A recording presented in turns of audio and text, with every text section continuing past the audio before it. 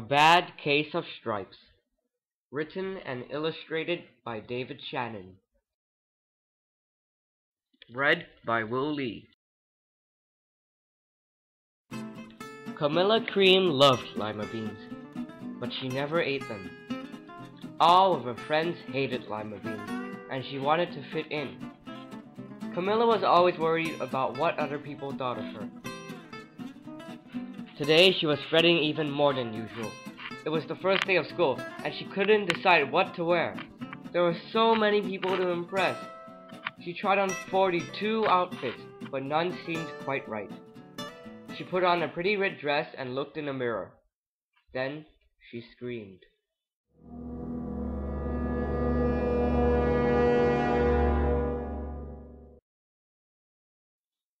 Her mother ran into the room, and she screamed too.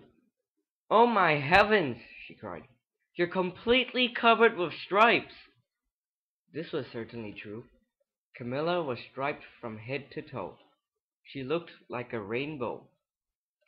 Mrs. Cream felt Camilla's forehead. "Do you feel all right?" she asked. "I feel fine," Camilla answered. "But just look at me!" "You get back to bed this instant," her mother ordered. "You're not going to school today." Camilla was relieved. She didn't want to miss the first day of school, but she was afraid of what the other kids would say, and she had no idea what to wear with those crazy stripes. That afternoon, Dr. Bumble came to examine Camilla. "Most extraordinary!" he exclaimed. "I've never seen anything like it. Are you having any coughing, sneezing, runny nose, aches, pains, chills, hot flashes, dizziness, drowsiness, shortness of breath, or uncontrollable twitching?" "No," Camilla told him. "I feel fine." "Well then," Dr. Bumble said, turning to Mrs. Cream, "I don't see any reason why she shouldn't go to school tomorrow. Here's some ointment that should help clear up those stripes in a few days. If it doesn't, you know where to reach me." And off he went. The next day was a disaster. Everyone at school laughed at Camilla. They called her Camilla Crayon and Night of the Living Lollipop. She tried her best to act as if everything were normal, but when the class did the Pledge of Allegiance, her stripes turned red, white, and blue, and she broke out in stars.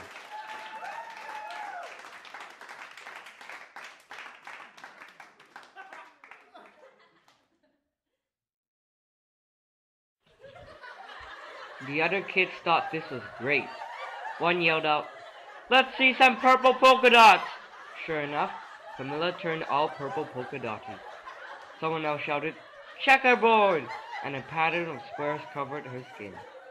Soon, everyone was calling out different shapes and colors, and poor Camilla was changing faster than you can change channels on the TV. That night, Mr. Harms, the school principal, called. "I'm sorry, Mrs. Cream," he said. "I'm going to have to ask you to keep Camilla home from school.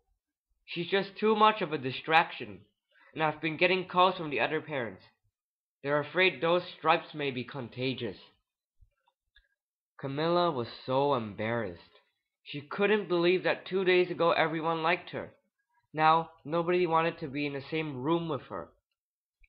Her father tried to make her feel better. "Is there anything I can get you, sweetheart?" he asked. "No, thank you," sighed Camilla. What she really wanted was a nice plate of lima beans, but she had been laughed at enough for one day. "Well, yes, I see," Dr. Bumble mumbled when Mr. Cream phoned the next day. "I think I'd better bring in a specialist. We'll be right over." About an hour later, Dr. Bumble arrived with 4 people in long white coats. He introduced them to the Cream. "This is Dr. Grop, Dr. Sponge, Dr. Cricket, and Dr. Young." Then the specialist went to work on Camilla. They squeezed and jabbed, tapped and tested. It was very uncomfortable. "Well, it's not the mumps," concluded Dr. Grop. "Or the measles," said Dr. Sponge. "Definitely not chicken pox," put in Dr. Cricket. Or sunburn, said Dr. Young. Try these, said the specialist. They each handed her a bottle filled with different colored pills.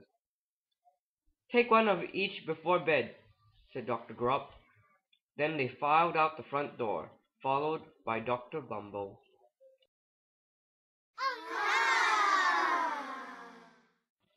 That night, Camilla took her medicine.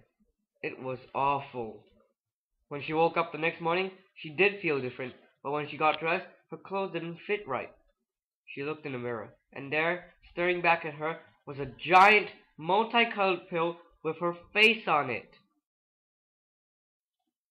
Dr. Bumble rushed over as soon as Mrs. Cream called. But this time, instead of the specialist, he brought the experts. Dr. Gord and Mr. Mellon were the finest scientific minds in the land. Once again, Camilla was poked and prodded, looked at, and listened to. The experts wrote down lots of numbers. Then they huddled together and whispered. Dr. Gord finally spoke. It might be the virus, he announced with authority. Suddenly, fuzzy little virus balls appeared all over Camilla. Or possibly some kind of form of the bacteria, said Mr. Mellon. Out popped squiggly little bacteria tails. Or it could be the fungus, added Dr. Gord. Instantly, Camilla was covered with different colored fungus blotches. The experts looked at Camilla, then at each other. We need to go over the number back at the lab, okay?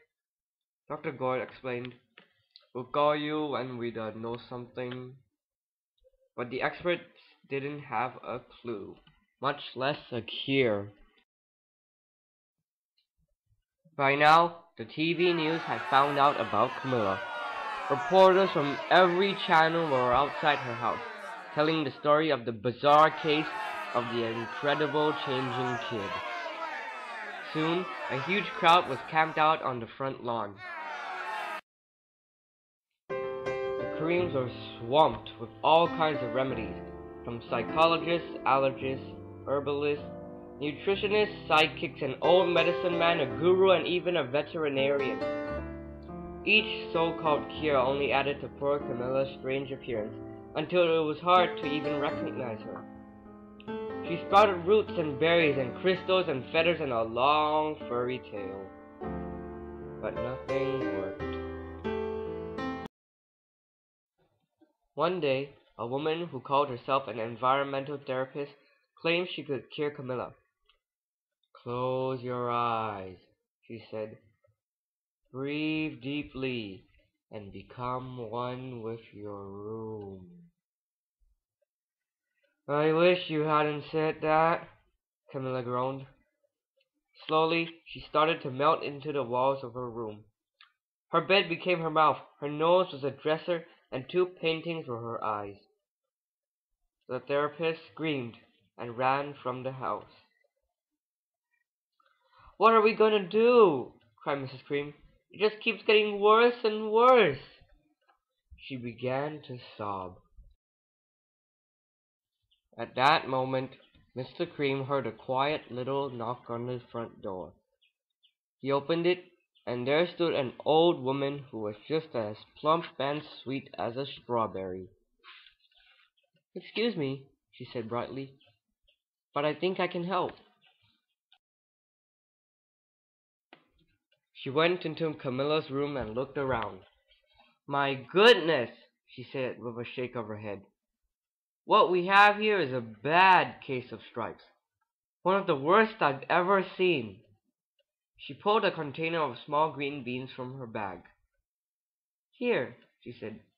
These might do the trick. Are those magic beans? Asked Mrs. Cream. Oh my, no, replied the kind old woman. There's no such thing. These are just plain old lima beans. I'll bet you'd like some, wouldn't you? She asked Camilla. Camilla wanted a big, heaping plate of lima beans more than just about anything, but she was still afraid to admit it. Yuck, she said. No one likes lima beans, especially me. Oh dear, the old woman said sadly. I guess I was wrong about you. She put the beans back in her bag and started toward the door. Camilla watched the old woman walk away. Those beans would taste so good, and being laughed at for eating them was nothing compared to what she'd been going through. She finally couldn't stand it. Wait, she cried. The truth is, I really love lima beans. I thought so, the old woman said with a smile. She took a handful of beans and popped them into Camilla's mouth. Mmm, said Camilla. Suddenly, the branches, feathers, and squiggly tails began to disappear. Then the whole room swirled around. When it stopped, there stood Camilla, and everything was back to normal. I'm cured, she shouted. Yes, said the old woman. I knew the real you was in there somewhere. She patted Camilla on the head. Then she went outside and vanished into the crowd. Afterward, Camilla wasn't quite the same. Some of the kids at school said she was weird, but she didn't care a bit. She ate all the lima beans she wanted, and she never had even a touch of stripes again. Thank you for listening to A Bad Case of Stripes. Ba ba ba ba ba na na. Ba ba ba ba ba na na. Oh ba ba ba ba ba na na. Ba ba ba ba na na. Ba ba ba na na. Tocali no potatori cani malo manica no tica. Ba ba ba na na. Yo plano fu la mano no tu. Ma banana la camo pitala mo banana. Ba ba na na. Potato. Tocali no potatori cani malo manica no tica. Ba ba na na.